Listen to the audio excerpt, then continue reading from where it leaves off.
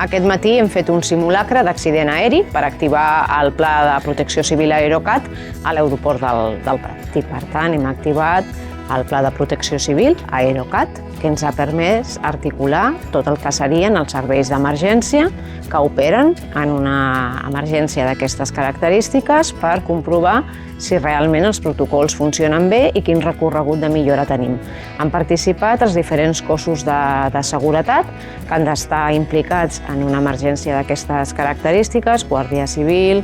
Mossos, bombers, els serveis especialitzats que intervenen quan hi ha un accident aeri, i també s'ha complementat amb tot l'equip de Protecció Civil, SEM i atenció a les víctimes del suposat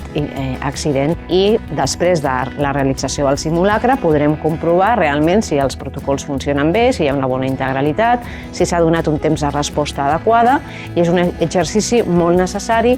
també pels serveis de Protecció Civil i pel propi aeroport, per si algun dia ens trobem en una situació d'aquestes característiques, ser capaços de donar la millor resposta.